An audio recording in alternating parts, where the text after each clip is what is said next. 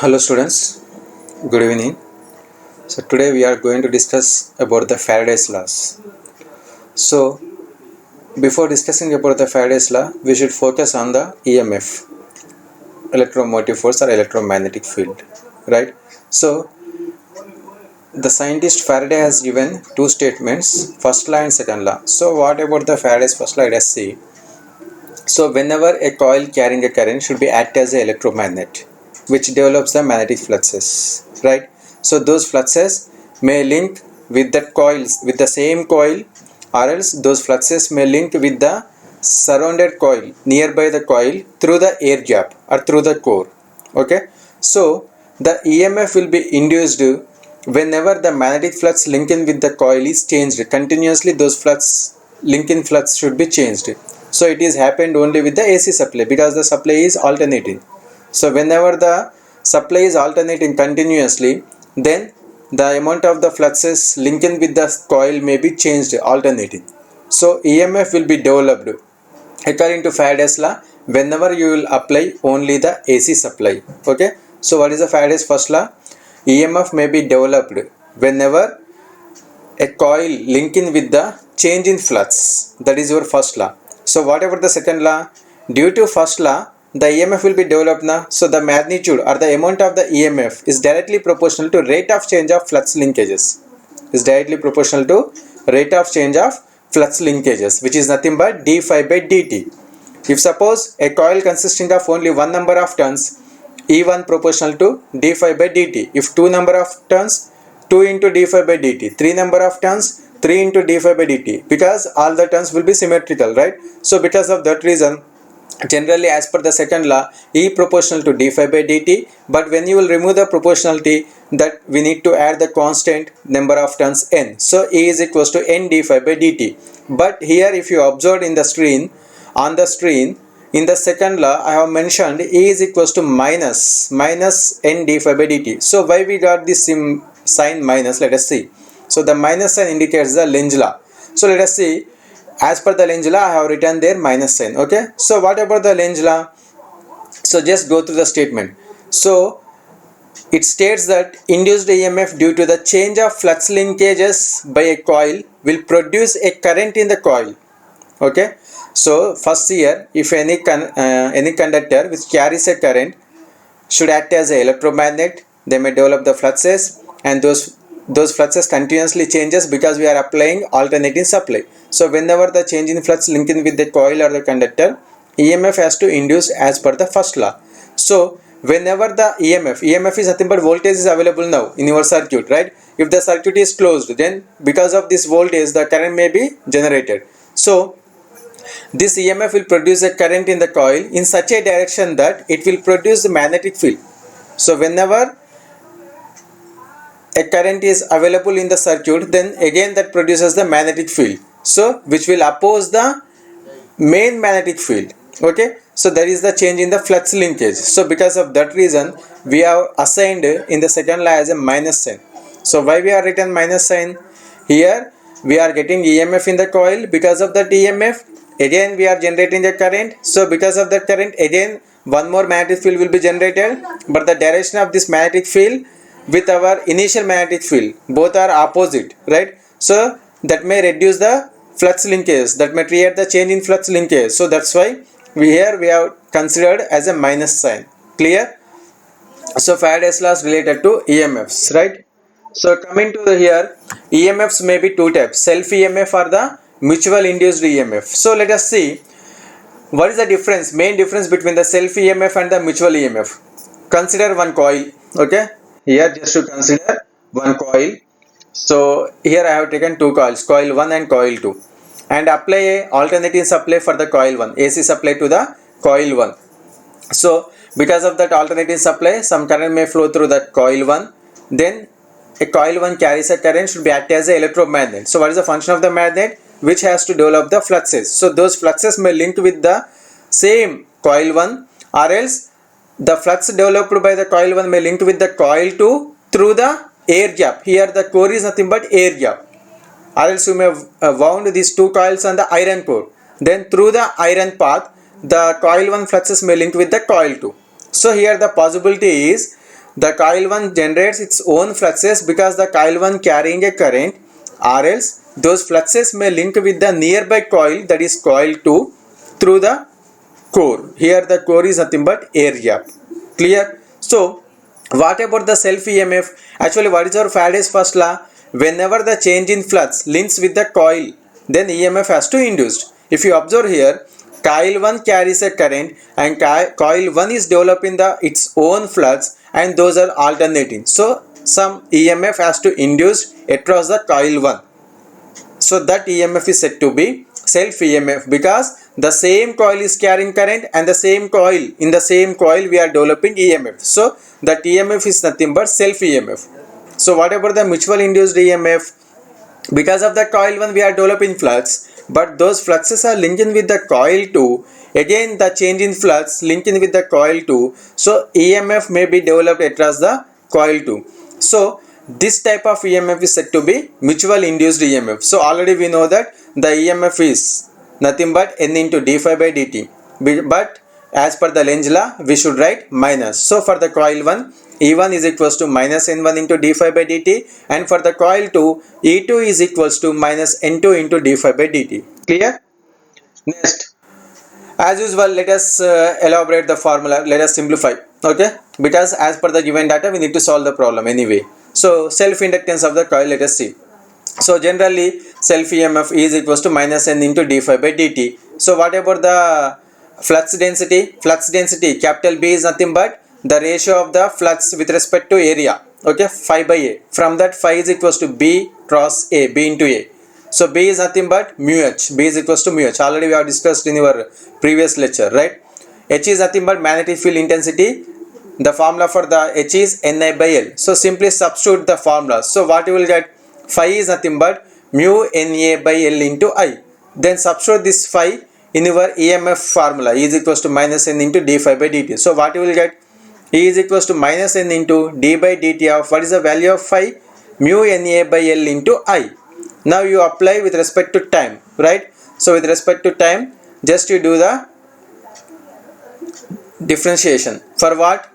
Only current, right? Here the current is alternating. With respect to time, the current is changing. So remaining all are constant. So mu into n square a by L into di by dt. So this mu n square a by L is nothing but L. Here mu n square a by L is nothing but L. So remember the inductance formula is L is equals to mu n square a by L. In some cases he may give the problem related to inductance. Find the inductance. He will give the number of turns and the permeability, area and length. Then if you want to find the inductance value, then you need to use this formula. L is equals to mu n square a by L. Here L is known as coefficient of self inductance. L is known as coefficient of self inductance, or simply self inductance of the coil. Clear? Remember this formula. L is equals to mu n square a by L. How we got this formula? Just now we derived, right? Clear? So next we are moving. So again, if you want to simplify, here these are the things how to different ways to find the inductance value, right? So same here, flux is equals to B into A. B is nothing but mu H and H is nothing but Na by L. Okay, so what about the d phi here? Mu Na by L into di. So what about the d phi by di? So mu Na by L, right? So N into d phi by di is nothing but your inductance, because N into d phi by di is nothing but what you are getting? D phi by di is nothing but mu Na by L. So multiply with N. So what will get? Mu N square A by L, which is nothing but capital L, inductance, right? So shall I write L is equals to N into d phi by di, right? This is another method to find the inductance value, right?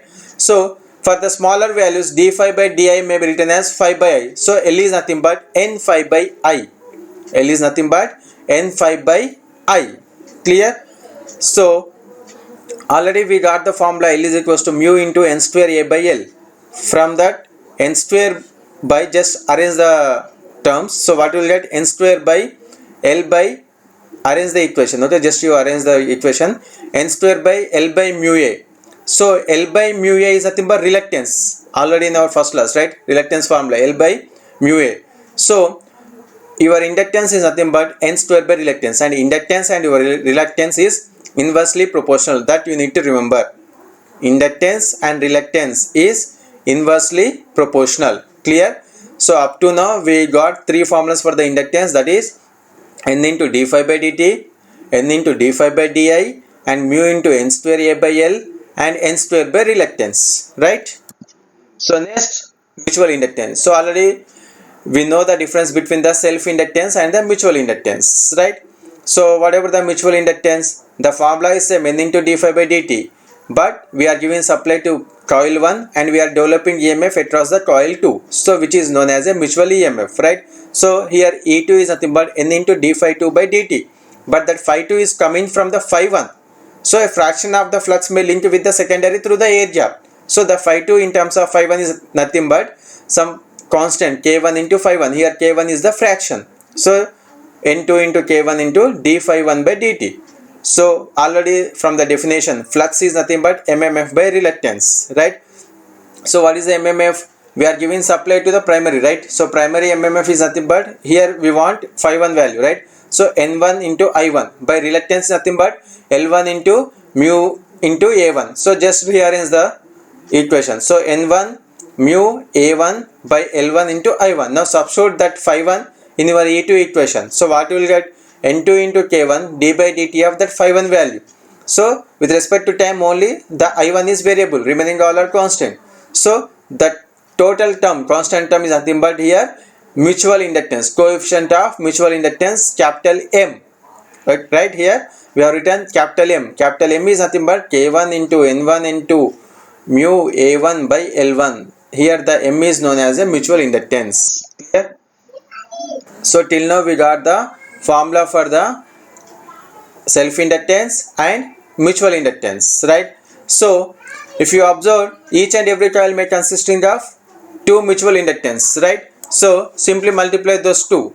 So one you got K2 N1 into mu A2 by L2, one you got K1 N1 into mu A1 by L1 from the previous slide. So just multiply both, M into M square. So just rearrange the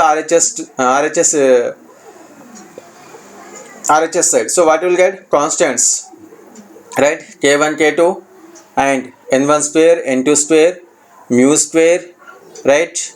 And next A1 A2 by L1 L2, but K2 is nothing but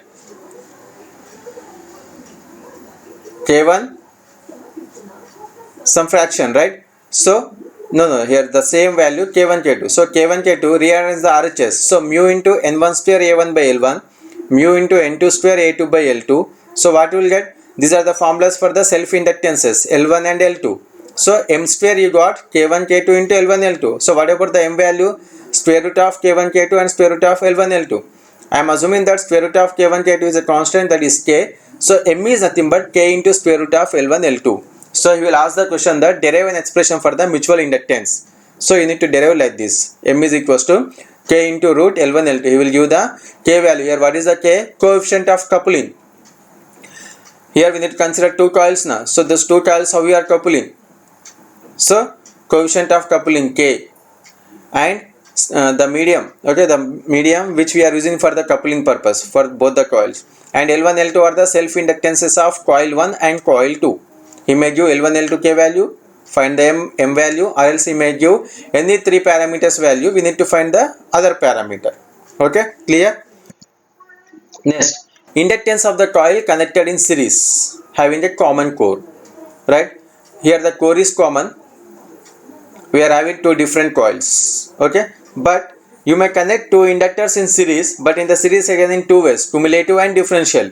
So cumulative is nothing but both the coils should carry the current in same direction on the core, and differential nothing but those two coils has to carry current in opposite direction. That is the difference. So if you observe here, when the two coils are connected in series and the same current flows through them, right, that is nothing but cumulative series connection in your figure A. Figure A represents the cumulative series connection. So the formulas for the EMFs are, self EMFs are, E1 is equals to minus L1 into di by dt, E2 is equals to minus L2 into di by dt.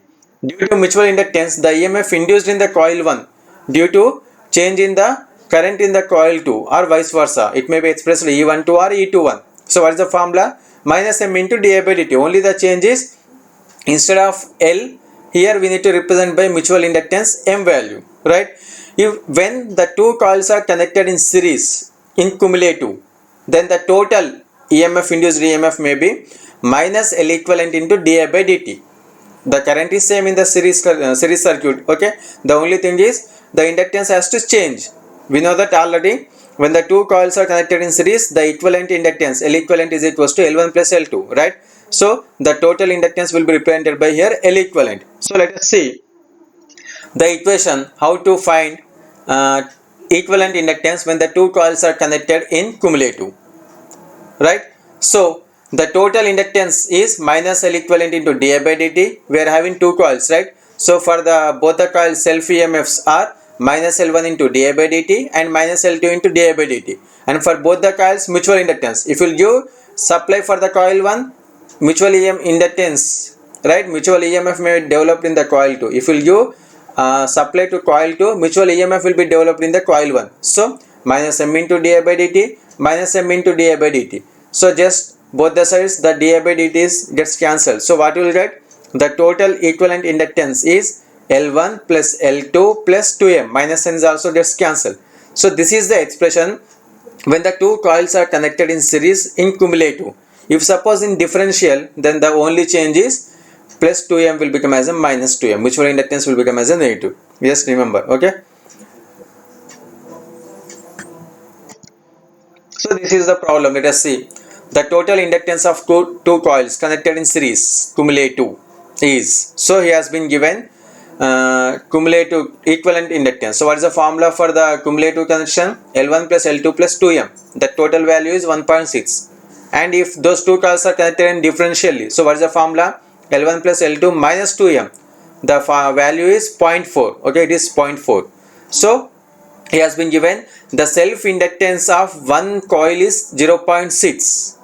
Okay, only one value has been given. So just you assume L1 value, suppose L1.6. So we need to find the mutual inductance M value and we need to find the coupling coefficient K value. So from both the equations, okay, if you will subtract from one equation 2, so what you will get? 2M minus of minus 2M plus 2M. So 4M is equals to 1.2. So M is nothing but 0.3 Henries. So we got your first answer, right? First bit answer, A bit answer. Your mutual inductance is 0.3 Henries. So coupling coefficient. So how to get the coupling coefficient? Substitute your M and L1 in your equation number 1. So what you will get? L1 plus L2. So L1 value is 0.6 plus L2 plus 2M. 2 into M value 0.3 is nothing but 1.6. So from that you will get L2. Because until and unless you don't know the value of L2, we are unable to find the value of K. From the equation M is equals to K into square root of L1 L2. So because of that reason, by using any equation 1 or 2, first you find the value of L2, then you go for the calculation of coefficient of coupling K. Clear? So in this way you may ask the problems based on your inductance. Right? I hope you all understood. Okay, we'll meet in the next slide. Thank you.